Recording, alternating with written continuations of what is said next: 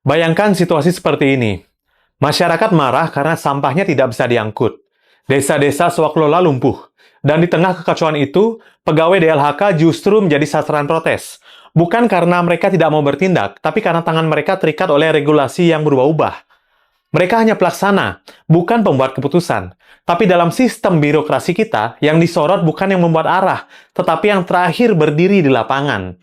Ketika TPA Suwung akan ditutup akhir tahun 2025, bukan hanya truk-truk pengangkut yang berhenti, tapi juga berhentinya aliran logika tata kelola sampah yang mestinya berkelanjutan yang ada di Bali. Ini bukan hanya sekedar penutupan, ini adalah pembongkaran sistem, yang dimana tanpa disiapkan fondasi pengganti yang sesuai. TPA Suwung itu adalah titik akhir yang sudah kelebihan beban sejak lama. Tapi selama puluhan tahun, itu menjadi satu-satunya tempat penghabisan bagi ribuan ton sampah dari daerah Denpasar, Badung, Gianyar, dan sekitarnya. Ketika Dinas Kehutanan dan Lingkungan Hidup Provinsi Bali memutuskan untuk menutup TPA Suwung secara permanen untuk sampah organik per 1 Agustus 2025 ini, alasannya jelas, overload, berisiko lingkungan tinggi dan tidak selaras dengan visi Zero Waste-nya Bali. Tapi, mari kita lihat dari kacamata struktur. Pertama, tidak ada infrastruktur TPST atau tempat pengolahan sampah terpadu yang cukup untuk menggantikan kapasitas Suwung. Sekalinya ada, malah bermasalah dan didemo oleh masyarakatnya sendiri. Lalu, tidak ada komunikasi sistemik kepada pelaksana yang ada di lapangan dengan si pembuat keputusan. Dan yang paling menyakitkan, tidak ada koordinasi menyeluruh antara provinsi, kabupaten kota, dan juga desa. Masyarakat yang sebelumnya didorong untuk memilah dan mengelola sampah secara mandiri, kini pun harus bingung kemana harus membuang. Apakah cukup dengan komposter rumah tangga? Bagaimana dengan residunya? Bagaimana dengan skala komunitas yang belum siap?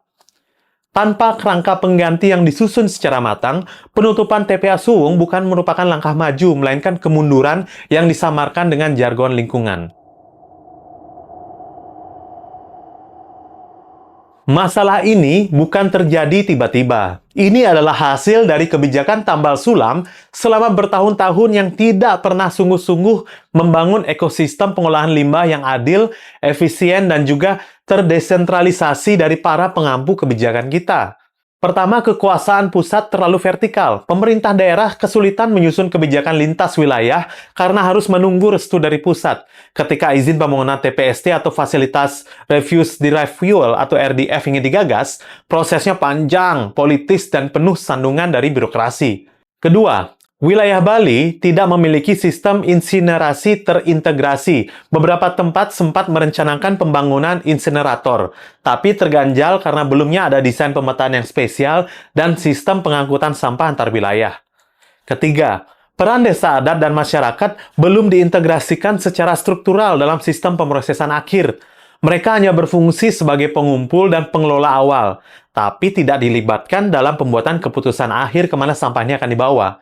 Keempat, pengawasan dan pendanaan. Tidak ada sistem insentif yang jelas bagi desa yang berhasil mengurangi limbah. Tidak ada peta akuntabilitas bagi sektor swasta yang menyumbang sampah-sampah yang besar.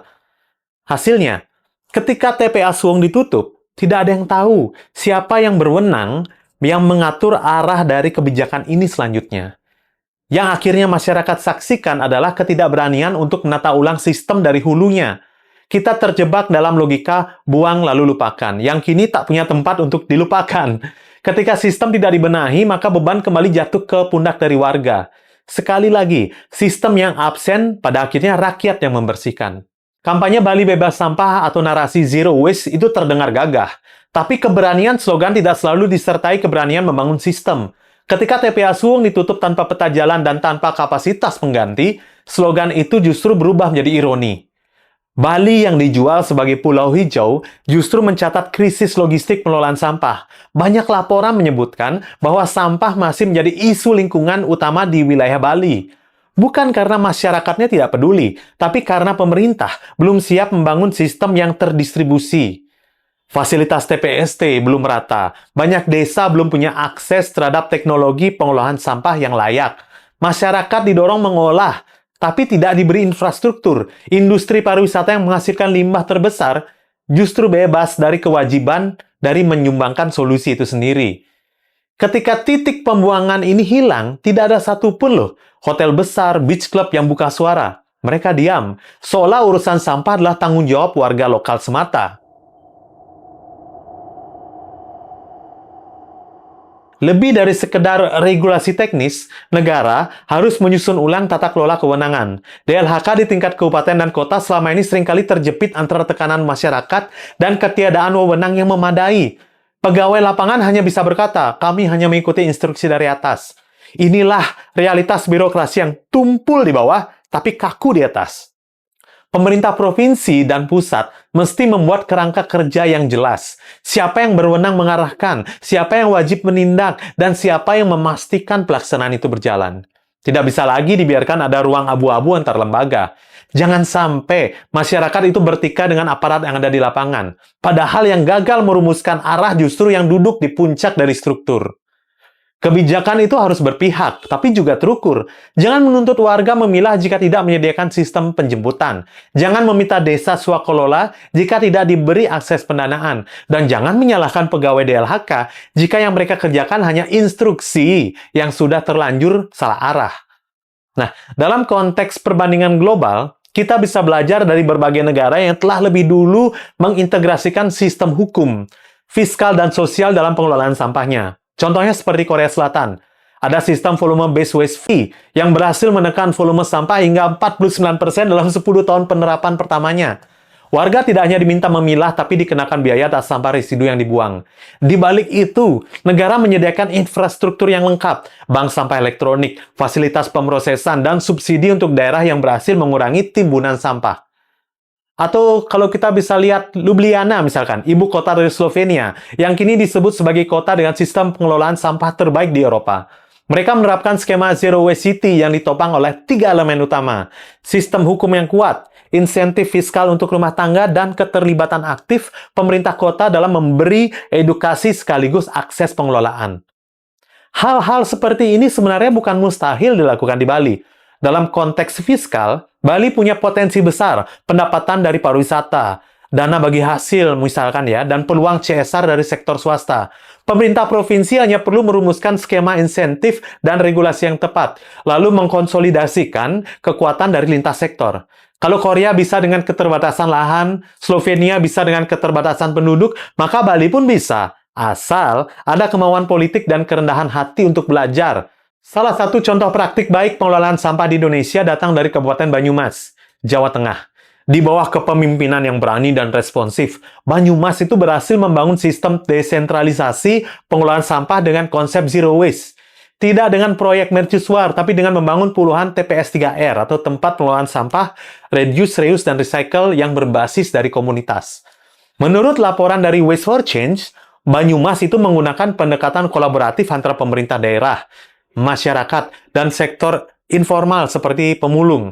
Pemerintah bukan hanya membuat aturan, tapi juga aktif memfasilitasi pelatihan, peralatan, serta akses pasar untuk produk daur ulang. Sampah organik diolah menjadi kompos. Sampah non-organik dipilah untuk didaur ulang dan dijual. Hasilnya lebih dari 50% sampah tidak lagi dibuang ke TPA, melainkan selesai di tingkat TPS 3R. Dan lebih menarik lagi, pemerintah Banyumas menjadikan program ini sebagai bagian dari penciptaan lapangan kerja lokal. Banyak warga yang sebelumnya pengangguran, kini menjadi operator di TPS 3R. Inilah pengelolaan yang tidak hanya menyelesaikan masalah lingkungan, tetapi juga menyentuh aspek sosial dan ekonomi masyarakat secara langsung. Jika Banyumas yang secara fiskal dan infrastruktur tidak sebesar Bali bisa melakukan itu, maka Bali seharusnya bisa lebih dari itu kan? Dengan anggaran yang lebih besar, dukungan akademik yang kuat, serta potensi sinergi antara desa adat dan komunitas lokal, maka sistem desentralisasi sampah ala Banyumas itu bisa menjadi cerminan bagi transformasi yang ada di Bali. Sekarang pertanyaannya, mau nggak pemerintah Provinsi Bali untuk melakukannya?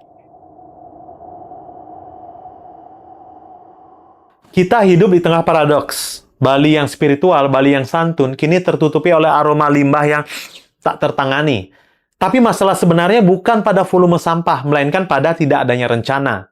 Kita menyebutnya darurat sampah, tapi yang sesungguhnya darurat adalah tata kelola publik yang tidak pernah benar-benar mendengar. Pemerintah terbiasa mengambil langkah simbolik tanpa perlu peta jalan. Dan ketika krisis itu datang, yang jadi tameng justru masyarakat di bawah dan pegawai teknis yang tidak punya ruang untuk mengambil keputusan. Penutupan TPA Suwung itu bukan akhir dari permasalahan sampah. Ia justru awal dari babak baru tentang negara yang harus berani menatap kegagalannya sendiri. Tentang pemerintah yang harus mulai menjemput beban rakyat, bukan melemparkannya ke sana kemari. Karena ketika sampah tidak punya tempat akhir, yang rusak bukan hanya lingkungan, tapi juga kontrak sosial antara negara dan warganya. Jika sistem tidak segera diperbaiki, maka tidak hanya truk sampah yang akan mandek di jalan, tapi juga kepercayaan publik yang juga ikutan mandek di tengah-tengah ini. Kita tidak sedang meminta Bali menjadi seperti Eropa. Kita hanya ingin Bali menjadi rumah yang tahu kemana harus membuang dan bagaimana harus memulai. Dengan adil, dengan ilmiah, dan juga dengan niat yang benar. Nama saya Bligong Yuda, dan inilah sesi Tukar Pikiran.